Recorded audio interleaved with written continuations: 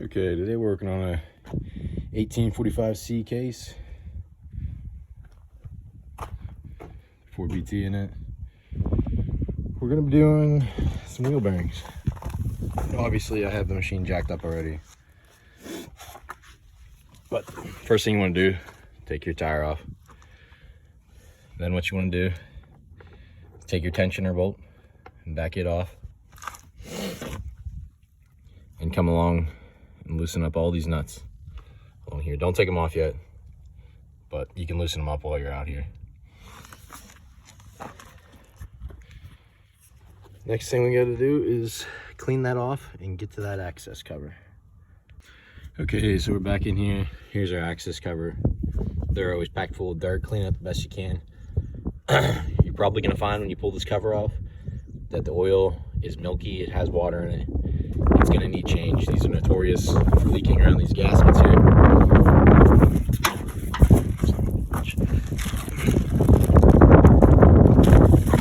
Here's a gasket you'll need. And here's the kit for the wheel bearings. This does not come with the O-ring for the hub here on the back side of here, which don't forget to get one of those too. But whenever you do take this wing nut loose, do not take it the whole way off, or you're going to go fishing in there for the bottom piece of this cover. But we're going to take this off and we'll get to the back of the axle shaft here. Okay, so we got the cover off. You can see that oil is really milky, has water in it. Exactly what I expected. Needs changed. And we're going to do that. But you can see down here,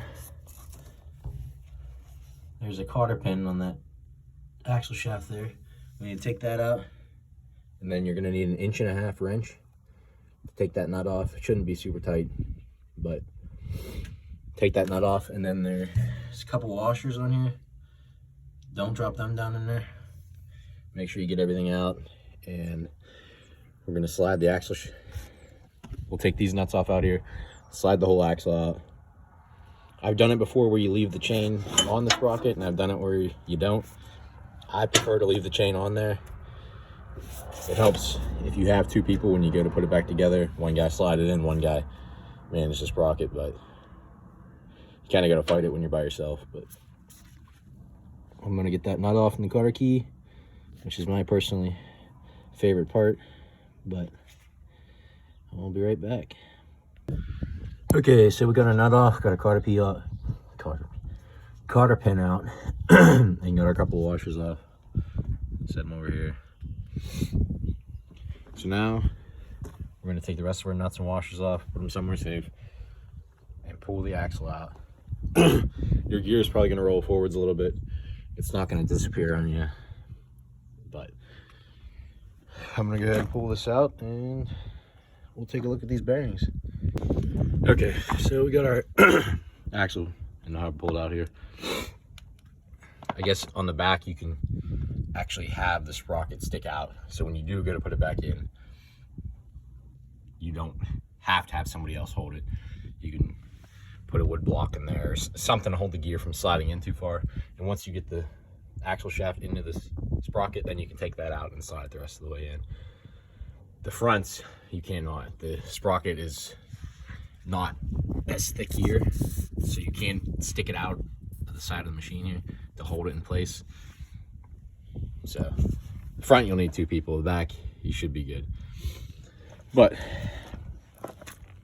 put your nut back on the shaft. We're gonna end up smacking this down, so you don't want to booger up your threads on the end there. And I also put the lug nuts back on, just so we don't mess up any of those either. But I'm gonna pop this up on 2 wood blocks here, so the axle is off the ground, but the hub is on the blocks. We're gonna hit this with a rubber mallet, pop it down out. You might need a press. Usually you can get away with doing it with a big rubber hammer. Sometimes you need a press. All depends how bad the bearings are and other things, but I'm gonna get that up, pop this out, and we'll take a look. All right, so just like that, we pounded it down out of there. Good, there's a spacer right here. Don't forget to put this back on. This goes in your seal here. set that to the side. Try to do this one-handed here.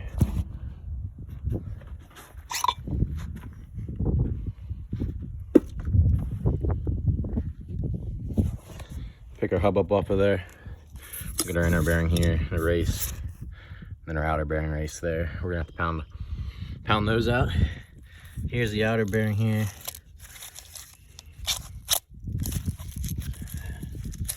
Yeah, we might tap that up off there. But as you can see, the outer seal, there's not much left to it. It's junk. You get twine in here. If you don't keep up on it, this is what's gonna happen. It's pretty hard to keep up on. Also keeping grease in them, and obviously you can see there's not much grease in there. But they make it so it's super hard. You can't get to the grease fittings with the wheels on, so. And you gotta jack it up and pull the wheels to grease it. I mean, this is what it is. Sucks, but this is what you're gonna be doing if you don't. Okay, so we got our bearing off, got our old seal off. I mean, that's all the twine and shit that was around there. Clean this all up, clean this all up. We got our races pounded out, the old seals out. Right there. But the races don't look terrible. They're starting to pit a little bit, but you can see the bearings are starting to come apart. Cages are really loose just from getting all the dirt and twine in there. No grease. They wear out, they get loose. It's gonna lock up on you eventually if you do not change these bearings. So it's good we're getting to them now. Yeah, pound these, clean all this stuff up, pound new races in. Use a brass punch if you got one. And then we will get to the assembly here. Okay, so as you can see, we get our new races installed, top and bottom. I will say that outer seal, usually if it comes apart like mine did, so that's the other piece there, this ring will be in here still. It's kind of hard to tell if you don't know what you're looking for. It'll still be there. To take a little screwdriver or something and bend it and pop it out of there. But put your new seals in. We're going to pack our bearing for the outer side here. Both bearings are the same, so you don't got to worry about it. And then we're going to put the seal in. Clean this off. Still needs cleaned up. We're going to slide that down. We're going to place this over the two wood blocks, slide the axle shaft down through, and tap the axle shaft on until it's seated on here. Then we're gonna flip it over, pump the hub full of grease, install our other bearing that's we packed already, and our seal. Then we'll be ready to slide it back into here. But I'm gonna get this side in and then I'll come back to doing the other side of it. Okay, so we got our bearing and seal in there. This is a dirt seal. You want to keep the dirt out, and then you want the lip to face out. The lip should always face towards what you're trying to seal out, or what you're trying to seal. So we don't want the dirt getting in, we want the lip out. The grease can come out. That's not gonna hurt anything. But we got this all cleaned up here. Make sure you don't have any burrs on the sealing surface for your seal there. Make sure the shaft's all clean. We're gonna put this down on here and tap the center of the axle with the rubber hammer again until it seats down in here. Now again, this should probably be done on a press, but obviously we're not in a shop here. So we're gonna make do with what we got and tap her down in there. Just make sure your seal's going to seal on your shaft there. It's kind of hard to see, but once you get it up here, you'll feel it go down on. But okay, so we got our axle back down in here. We got our bearing packed. Go ahead and pump as much grease as you can into there while you have it apart. We're gonna slide this bearing down on here, tap it down straight until it's seated. Then we have our oil seal here, which is gonna go on. Then we're gonna slide in our space. I didn't clean this up yet, but that's gonna slide inside of the seal here before we get reinstalled on there. Now, once you clean that up, if the surface is pretty pitted or there's any imperfections, I would put a little RTV on here just to make sure it's gonna seal. The last thing you want is to put this all back together and you end up with an oil leak coming out of there like like it's leaking now. So clean that up really good. Clean this up really good. If you see any imperfections, put a little RTV on it. Now, if you ever do go to adjust it, then you might have a leak then. But as long as you get it on there, back together in a reasonable amount of time, and the chain tightened up, you'll be good. Okay, so we're gonna do a ring in. Go ahead and grease that up. Helps keep it in place. Helps it when it's gonna slide on there. All around better. I did RTV mine around there. Now it's up to you if you want to do that or not, but I'm going to.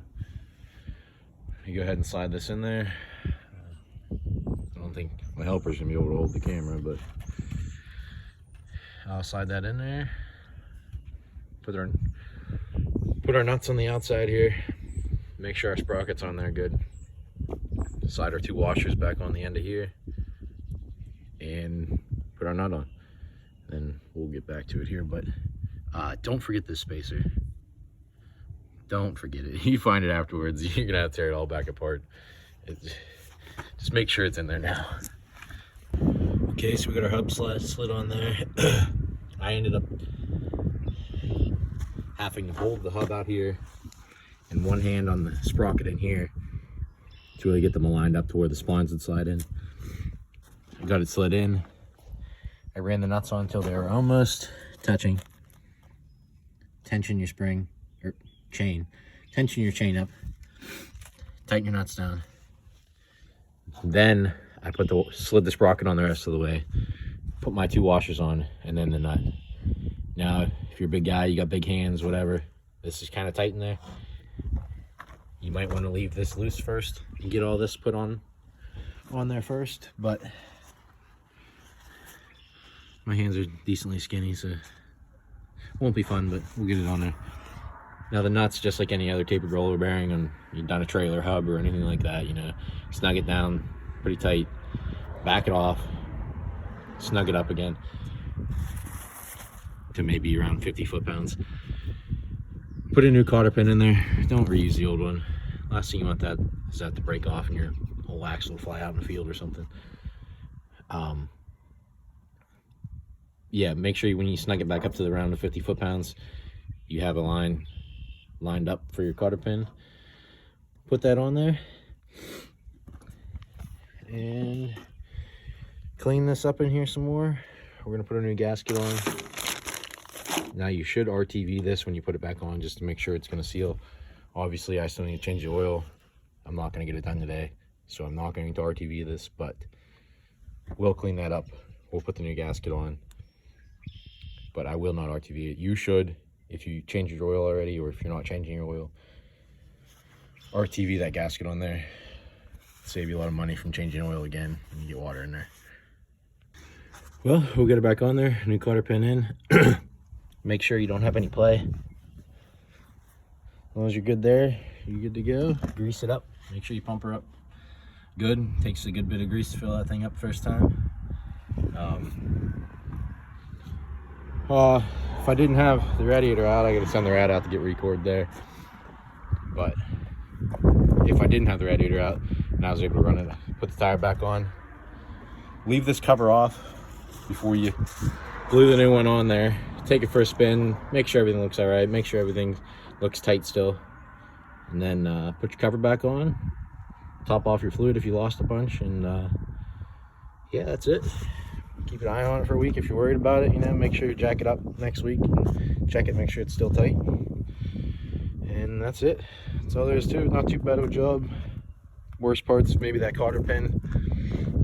Maybe you line it up before you tear it apart if you can, if you think about it. Obviously I didn't, never do, but yeah, that's all there is to it, and good luck.